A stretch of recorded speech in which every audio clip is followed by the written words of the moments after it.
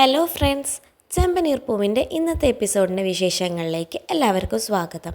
ഇന്നത്തെ എപ്പിസോഡ് തുടങ്ങുമ്പോൾ നമ്മുടെ സച്ചി, രവി, രേവതി എല്ലാവരും കൂടെ വീട് വിട്ട് ഇറങ്ങുന്ന സീനാണ് കാണിച്ചിട്ടാണ് തുടങ്ങുന്നത്. അപ്പോൾ സച്ചി പറയുന്നുണ്ട്, അച്ഛ വലിയ കുറ്റം ചെയ്താൽ പോലും 20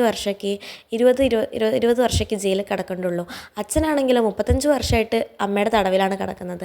അച്ഛനെ ഞാൻ മോചിപ്പിച്ചിരിക്കുകയാണ്, അച്ഛൻ വാ നമുക്ക് പോവാമെന്ന് പറഞ്ഞു പോകുന്നുണ്ട്. രവി ആണെങ്കിലും അവരുടെ കൂടെ സന്തോഷത്തോടെ പോകുന്നുമുണ്ട്.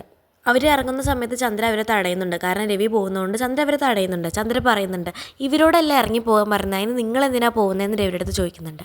അപ്പോൾ സച്ചി വിളിച്ചത് നീ കണ്ടില്ലേ, സച്ചി വിളിച്ചാൽ പിന്നെ പോകണ്ടേ, വാമോ. അപ്പോൾ സച്ചി ചോദിക്കുന്നുണ്ട്, കണ്ടോ വച്ചാൽ അമ്മയ്ക്ക് നിങ്ങൾ സന്തോഷത്തോടെ ജീവിക്കുന്നത് ഇഷ്ടമല്ല, അതുകൊണ്ടല്ലേ ഇപ്പോൾ നമ്മളെ തടഞ്ഞത്, അപ്പോൾ വാ മോനെ നമുക്ക് പോകാമെന്ന് പറഞ്ഞ് രവി സച്ചിയുടെ കൈപിടിച്ച് പോകാൻ നിൽക്കുമ്പോഴത്തേക്കും സുധി അവരെ തടയുന്നുണ്ട്. സുധി എന്നിട്ട് ചോദിക്കുന്നുണ്ട്, അച്ഛൻ എന്തിനാണ് പോകുന്നത്, ഇവൻ വിളിച്ചാൽ പിന്നെ ഞാൻ പോകണ്ടേ സുധി എന്ന് ചോദിക്കുന്നുണ്ട്. നിൻ്റെ അമ്മ ഒരിക്കലും ഇവനെ അവളുടെ മകനായി കണ്ടിട്ടില്ല, എപ്പോഴും നാഴികയ്ക്ക് 40 വട്ടം നിങ്ങളുടെ മകൻ എന്നാണ് പറയുന്നത്. അപ്പോൾ എൻ്റെ മകൻ വിളിച്ചാൽ ഞാൻ പോകണ്ടേ. പിന്നെ സച്ചിയുടെ അടുത്ത് പറയുന്നുണ്ട്, സച്ചി പുതിയ ഡ്രസ്സൊന്നും വാങ്ങിക്കണ്ട, നമുക്ക് ഇവിടെ ഉള്ളത് തന്നെ എടുത്താൽ മതി. എന്നിട്ട് രേവതിയോട് പറയുന്നുണ്ട്, മോളെ പോയിട്ട് ഡ്രസ്സൊക്കെ എടുത്തിട്ട് വാ എന്ന് രേവതിയോട് പറയുന്നുണ്ട്. രേവതിയാണെങ്കിൽ ആകെ അന്തം വിട്ട് നിൽക്കുന്നുണ്ട്. അപ്പോൾ ചന്ദ്ര ചോദിക്കുന്നുണ്ട്, നിങ്ങൾ ഇവനെ കണ്ടിട്ട് എന്ത് വിശ്വസിച്ചിട്ടാണ് പോകാൻ നിൽക്കുന്നതെന്ന് ചോദിക്കുന്നുണ്ട്. അപ്പോൾ രവി പറയുന്നുണ്ട്, ഇവനെ വിശ്വസിച്ചിട്ട് ഞാൻ വേണമെങ്കിൽ കടലിൽ ചാടും, അവൻ എന്നെ രക്ഷിക്കുന്ന എനിക്ക് ഉറപ്പുണ്ട്, അത്രയും ഉറപ്പുണ്ട് എൻ്റെ സച്ചിനെ എനിക്ക് പറയുന്നുണ്ട്. സച്ചി ഇല്ലാത്ത വീട്ടിൽ ഞാൻ എങ്ങനെ ചന്ദ്രയെ നിൽക്കുക, അവൻ ഇല്ലാണ്ട് എനിക്ക് പറ്റില്ല, അതുകൊണ്ട് ഞാനും പോവുകയാണ് അവരുടെ കൂടെ എന്ന് പറയുന്നുണ്ട്. അപ്പോൾ ചന്ദ്ര ചോദിക്കുന്നുണ്ട്, നിങ്ങളെന്താ എന്നെ ബ്ലാക്ക് മെയിൽ ചെയ്യണോ എന്ന് ചോദിക്കുന്നുണ്ട്. അപ്പോൾ രവി പറയുന്നുണ്ട്, നിന്നെ ഞാൻ ബ്ലാക്കും ചെയ്യുന്നില്ല വൈറ്റും ചെയ്യുന്നില്ല, 3 മക്കളുണ്ട് നമുക്ക്, അതിൽ ഇവനോട് മാത്രമാണ് നീ പുറത്തു പോകാൻ പറയുന്നത്, നിനക്കിവ മകനല്ലായിരിക്കാം, പക്ഷേ എനിക്കിവൻ എൻ്റെ പൊന്നു മോനാണെന്ന് പറയുന്നുണ്ട്.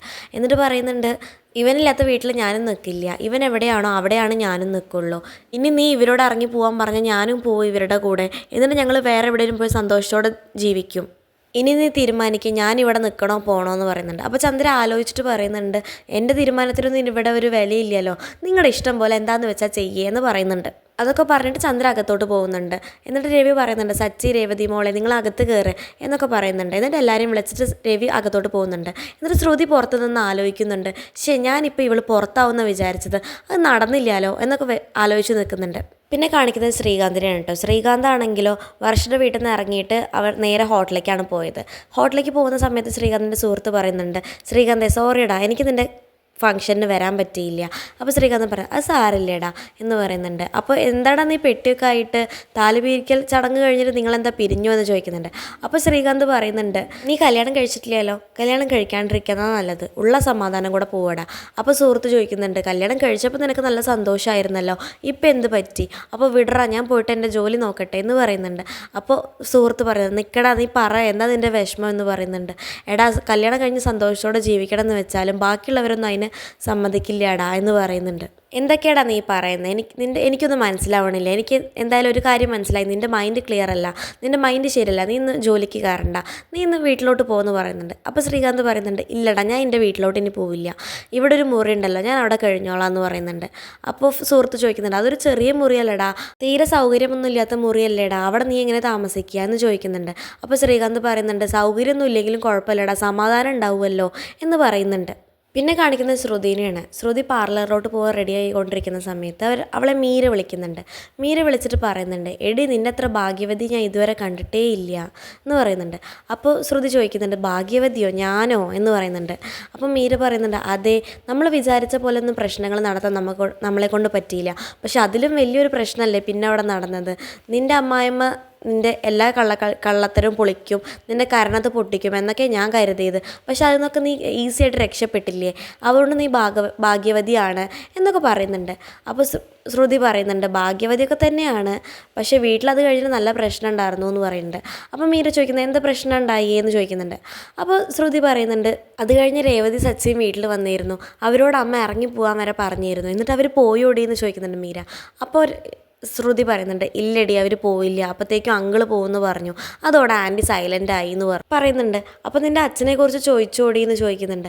ഇല്ലടി അച്ഛനെക്കുറിച്ച് ഇതുവരെ ചോദിച്ചിട്ടില്ല, ഈ പ്രശ്നങ്ങൾക്ക് ഇടയിലൊക്കെ ആൻറ്റി അത് മറന്നു എന്ന് തോന്നുന്നുണ്ട്, എനിക്ക് തോന്നുന്നത് ഇനി ആൻറ്റി അതിനെക്കുറിച്ച് ചോദിക്കില്ല എന്നാണ്, ശ്രീകാന്തിനെയും വർഷേനെയും വീട്ടിലോട്ട് തിരിച്ചു കൊണ്ടുവരുന്നതിലാണ് ആൻറ്റി ഫോക്കസ് ചെയ്തിരിക്കുന്നത്, അപ്പോൾ ഇനി എൻ്റെ കാര്യം മറന്നോളും എന്നാണ് ഞാൻ വിചാരിക്കുന്നത് എന്നൊക്കെ ശ്രുതി പറയുന്നുണ്ട്. അപ്പോൾ മീര ചോദിക്കുന്നുണ്ട്, നിൻ്റെ അച്ഛൻ ഇപ്പോൾ മലേഷ്യയിൽ നിന്ന് ഫ്ലൈറ്റ് ഇറങ്ങും എന്ന് പറഞ്ഞിട്ടാണല്ലോ നീ ബിൽഡപ്പ് കൊടുത്തിരുന്നത് എന്ന് ആൻറ്റി മറക്കുന്നു നിനക്ക് തോന്നുന്നുണ്ടോ ഇതുവരെ നിൻ്റെ അച്ഛൻ്റെ ഫ്ലൈറ്റ് ഇറങ്ങാറായില്ലേ എന്നൊക്കെ ചോദിച്ചാൽ നീ എന്താ പറയുകയെന്ന് ചോദിക്കുന്നുണ്ട് മീര ശ്രുതിയുടെ അടുത്ത്. അപ്പോൾ ശ്രുതി പറയുന്നുണ്ട് വന്നിരുന്നു, പക്ഷേ പ്രശ്നം നടക്കുന്നത് അറിഞ്ഞ് അച്ഛൻ തിരിച്ചു പോയി എന്ന് പറയുന്നുണ്ട് ശ്രുതി. അപ്പോൾ മീര ചോദിക്കുന്നുണ്ട് എടി അതൊക്കെ അവർ വിശ്വസിക്കുമോ എന്ന് എനിക്കിപ്പോൾ സംശയമുണ്ട്, നീ എന്തായാലും വേറെ ഒരു ഐഡിയ കണ്ടുപിടിക്കുക അവരുടെ അടുത്ത് പറയാൻ വേണ്ടിയിട്ട് എന്ന് പറയുന്നുണ്ട്. അപ്പോഴത്തേക്കും രേവതി ശ്രുതിനെ വിളിക്കുന്നുണ്ട്. ശ്രുതി കഴിക്കാൻ വാ എന്ന് പറഞ്ഞിട്ട് രേവതി വിളിക്കുന്നുണ്ട്. അപ്പോൾ ശ്രുതി പറയുന്നുണ്ട് മീരയുടെ അടുത്ത് എടി മീര ഞാൻ പിന്നെ വിളിക്കാം, എനിക്ക് ലേറ്റായി, ഞാൻ പിന്നെ നിന്നെ വിളിക്കാം എന്ന് പറയുന്നുണ്ട്. അപ്പോൾ ശരിയടി എന്ന് പറഞ്ഞ് കട്ട് ചെയ്യുന്നുണ്ട്. പിന്നെ കാണിക്കുന്നത് ചന്ദ്രനെയാണ്.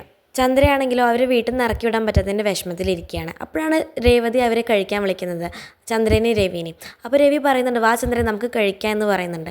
അപ്പോൾ ചന്ദ്ര പറയുന്നുണ്ട് എനിക്ക് വേണ്ട, നിങ്ങൾ കഴിച്ചോ ഇപ്പോൾ എന്ന് പറയുന്നുണ്ട്. അപ്പോൾ രേവതി ഇത് കേട്ട് രേവതി പറയുന്നുണ്ട് വാ അമ്മേ നമുക്ക് കഴിക്കാം എന്ന് പറയുന്നുണ്ട്. അപ്പോൾ രേവതിയോട് ചന്ദ്ര പറയുന്നുണ്ട് നീ എന്നോട് മിണ്ടാൻ വരണ്ട രേവതി, നീ കുഞ്ഞിനെ താഴെ കടത്തിട്ട് തൊട്ടിലാട്ടാൻ നിൽക്കണ്ട. അപ്പോൾ ഇത് കേൾക്കുന്ന സച്ചിക്ക് ദേഷ്യം വരുന്നുണ്ട്. സച്ചി പറയുന്നുണ്ട് രേവതി നീ ഇങ്ങോട്ട് വന്ന് കഴിച്ചേ, അവർ വേണമെങ്കിൽ കഴിച്ചോട്ടെ, അവർക്ക് എടുത്ത് കഴിക്കാൻ അറിയാലോ, നീ ഇങ്ങോട്ട് വന്നേ നമുക്ക് കഴിക്കാമെന്ന് പറയുന്നുണ്ട്. ഇത് കേട്ട രവി ചന്ദ്രയോട് പറയുന്നുണ്ട് ചന്ദ്ര വേറെ എന്ത് പ്രശ്നമാണെങ്കിലും നമുക്ക് സോൾവ് ആക്കാം, പക്ഷേ വിശപ്പിൻ്റെ പ്രശ്നമാണെങ്കിൽ നമ്മൾ കഴിച്ചാൽ തന്നെ വിശപ്പ് മാറുള്ളൂ, എന്നൊക്കെ നീ ഇങ്ങോട്ട് വന്നേ നമുക്ക് കഴിക്കാമെന്ന് പറഞ്ഞ് ചന്ദ്ര തള്ളിക്കൊണ്ട് പോകുന്നുണ്ട്. തള്ളിക്കൊണ്ടുപോയി പിന്നെ അവർ കഴിക്കുമ്പോൾ ശ്രുതി ചോദിക്കുന്നുണ്ട് അമ്മ എന്താ കഴിക്കാതെ ആലോചിച്ചുകൊണ്ടിരിക്കുന്നത്. അപ്പോൾ ചന്ദ്ര പറയുന്നുണ്ട് എന്നെ കൊണ്ട് കഴിക്കാൻ പറ്റുന്നില്ലടാ എന്ന് പറയുന്നുണ്ട്. ഇത് കേട്ട സച്ചി പറയുന്നുണ്ട് അച്ഛാ കഴിക്കാൻ പറ്റുന്നില്ല അത്രേ, കൈക്കെന്തോ പ്രശ്നമുണ്ട് തോന്നുന്നു എന്ന് പറയുന്നുണ്ട്. സച്ചി പറഞ്ഞത് കേട്ട പിന്നെയും ചന്ദ്രയ്ക്ക് ദേഷ്യം വരികയാണ്. എന്നിട്ട് ചന്ദ്ര പറയുന്നുണ്ട് ഇവൻ ചെയ്തതൊന്നും നിൻ്റെ മനസ്സിൽ നിന്ന് മാറണില്ല, വയറെരിയാണ് എന്ന് പറയുന്നുണ്ട്. അപ്പോൾ സച്ചിക്ക് ഇത് കേട്ടിട്ട് സച്ചി പറയുന്നുണ്ട് രേവതി വയറെരിയാത്രേ, മുന്നിലുള്ള സാധനങ്ങളൊക്കെ മാറ്റിയിട്ട് ഒരു ഗ്ലാസ് ചൂടുവെള്ളം മാത്രം കൊടുത്താൽ മതി, ആ എരിച്ചിൽ അങ്ങോട്ട് നിന്നോട്ടെ എന്ന് പറയുന്നുണ്ട്. അപ്പോൾ രേവതി പറയുന്നുണ്ട് സച്ചിയേട്ടാ മിണ്ടാതിരുന്ന് കഴിക്കേ എന്ന് പറയുന്നുണ്ട്. പിന്നെ രവി പറയുന്നുണ്ട് നീ അതന്നെ ആലോചിച്ചിട്ടാണ് ചന്ദ്രൻ നിൻ്റെ പ്രശ്നം, നീ അത് വിട്. അപ്പോൾ എനിക്ക് വിടാൻ പറ്റുന്നില്ല രവിയേട്ടാ, അന്ന് നടന്നതൊക്കെ എൻ്റെ കൺമുന്നിൽ മിന്നുമറിയുകയാണെന്ന് പറയുന്നുണ്ട്. അപ്പോൾ ഇത് കേട്ട സച്ചി പറയുന്നുണ്ട് എത്രാമത്തെ ഷോ ആ കളിക്കുന്നത്, ഇന്ന് രാത്രി സ്പെഷ്യൽ ഷോ ഉണ്ടോ എന്നൊക്കെ ചോദിക്കുന്നുണ്ട്, രസകരമായി ചോദിക്കുന്നുണ്ട്. ഇത് കേട്ടിട്ട് ദേഷ്യം വന്ന് ശ്രുതി ചോദിക്കുന്നുണ്ട് നീ എന്താടാ അമ്മയെ കളിയാക്കുകയാണോ എന്ന് ചോദിക്കുന്നുണ്ട്. അപ്പോൾ സച്ചി പറയുന്നുണ്ട് അതേ കളിയാക്കുകയാണ് എന്തേന്ന് ചോദിക്കുന്നുണ്ട്. അപ്പോൾ രവി പറയുന്നുണ്ട് എടാ സച്ചി മിണ്ടാണ്ടിരുന്ന് കഴിക്കടാ എന്ന് പറയുന്നുണ്ട്. പിന്നെ രവി പറയുന്നുണ്ട് എല്ലാവരും ഇരുന്ന് കഴിച്ചേ, ചന്ദ്ര നീയും കഴിക്കേ എന്ന് പറയുന്നുണ്ട്. എന്നിട്ട് ചന്ദ്രയ്ക്ക് കഴിക്കാൻ പറ്റുന്നില്ല. അപ്പോൾ ശ്രുതി ചോദിക്കുന്നുണ്ട് ആൻറ്റി അത് വീട്, ഫീൽ ചെയ്യാതെ ഇങ്ങനെ ഫീൽ ചെയ്തിരിക്കാതെ ആൻറ്റി കഴിക്കുക, ഭക്ഷണം കഴിച്ചിട്ട് റെസ്റ്റ് എടുക്കുക, അപ്പോൾ എല്ലാം ശരിയാവും എന്ന് പറയുന്നുണ്ട്. ഇവനെ പോലുള്ള വീട്ടിലൊക്കെ എങ്ങനെ സമാധാനവും ശാന്തിയും ഒക്കെ വരാനാന്ന് ചന്ദ്ര ചോദിക്കുന്നുണ്ട് സച്ചിയെ നോക്കിയിട്ട്. അപ്പോൾ സച്ചി പറയുന്നുണ്ട് എന്നെ പോലുള്ള ഒരുത്തനാണ് എൻ്റെ ഫ്രണ്ട്, അവൻ്റെ വീട്ടിൽ ശാന്തി ഉണ്ടല്ലോ, അവൻ്റെ അനിയത്തിയുടെ പേര് ശാന്തി എന്നാ, പിന്നെന്താ നിങ്ങൾ പറയുന്നത് ശാന്തി ഇല്ല എന്ന് പറയുന്നുണ്ട്. അപ്പോൾ ചന്ദ്ര പറയുന്നുണ്ട് ശ്രുതി നിൻ്റെ അച്ഛൻ വന്ന് ഇതൊന്നും കണ്ടില്ലല്ലോ ഭാഗ്യം എന്ന് പറയുന്നുണ്ട്. അപ്പോൾ ശ്രുതിക്ക് ആകെ പേടിയാവുകയാണ്, അയ്യോ ഇനി എൻ്റെ അച്ഛനെ പറ്റി ചോദിക്കുമോ എന്നാലോചിച്ച് ശ്രുതി ആകെ പേടിച്ച് പിന്നെ മിണ്ടാണ്ടിരിക്കുന്നുണ്ട്. പിന്നെ ചന്ദ്ര പറയുന്നുണ്ട് അദ്ദേഹം വന്ന് കണ്ടിരുന്നെങ്കിൽ അദ്ദേഹത്തിൻ്റെ മുന്നിൽ ഞങ്ങൾ നാണം കെട്ടിയിരുന്നേ.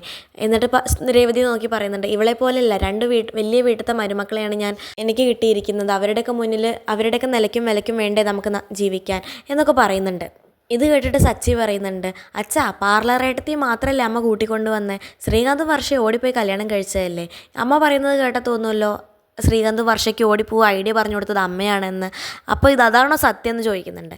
അപ്പോൾ രവി പറയുന്നുണ്ട് എടാ അവളുടെ വിഷമത്തിന് അവൾ എന്തേലുമൊക്കെ പറയാമെന്ന് വെച്ചിട്ട് നീ കഴിച്ചിട്ട് പണിക്ക് പോകാൻ നോക്കിക്കേ എന്ന് പറയുന്നുണ്ട്. അവൻ പറയട്ടെ രവിയേട്ടാ, അവൻ പറയട്ടെ, അവൻ എല്ലാവരും മുന്നിൽ നാണം കെടുത്തി, ഇനി അവന് പറയല്ലാതെ വേറെ എന്താ ഉള്ളത്, അവൻ പറയട്ടെ മതിയാവോളം പറയട്ടെ എന്നൊക്കെ ചന്ദ്ര പറയുന്നുണ്ട്. ഭാഗ്യ ശ്രുതിയുടെ അച്ഛൻ ഇതൊന്നും കാണാഞ്ഞത്, ഇതൊക്കെ കണ്ടിരുന്നെങ്കിൽ ശ്രുതിയും കൊണ്ട് മലേഷ്യക്ക് തന്നെ അപ്പം തന്നെ പോയിണ്ടാവും എന്നൊക്കെ ചന്ദ്ര പറയുന്നുണ്ട്. അപ്പോഴാണ് ചന്ദ്രയ്ക്ക് ഒരു കാര്യം ഓർമ്മ വരുന്നത്, ശ്രുതിയുടെ അച്ഛൻ എവിടെ എന്നുള്ള കാര്യം. എന്നിട്ട് ചന്ദ്ര ചോദിക്കുന്നുണ്ട് ശ്രുതിയുടെ അടുത്ത് ശ്രുതി നിൻ്റെ അച്ഛൻ എവിടെയെന്ന് ചോദിക്കുന്നുണ്ട്. അദ്ദേഹം ഇതുവരെയായിട്ടും വന്നില്ലല്ലോ എന്ന് ചോദിക്കുന്നുണ്ട്. അപ്പോൾ ശ്രുതി ചോദിക്കുന്നുണ്ട് ശരിയാണല്ലോ അങ്കിൾ ഫ്ലൈറ്റ് ഇറങ്ങിയിട്ട് എത്തേണ്ട സമയമായല്ലോ, ഇത് ഇനി എത്തിയില്ലേ, എവിടെയൊന്ന് വിളിച്ച് നോക്കിക്കേ എന്നൊക്കെ ശ്രുതി ചോദിക്കുന്നുണ്ട്. അപ്പോൾ സച്ചി പറയുന്നുണ്ട് മഴ വരും എന്ന് പറയുന്ന പോലെ അങ്കിൾ വരും എന്ന് പറയാൻ തുടങ്ങിയ കാലങ്ങളായി, മഴ വരാത്തതുപോലെ അങ്കിളും വരില്ല സച്ചി അവിടെ നിന്ന് പറയുന്നുണ്ട്.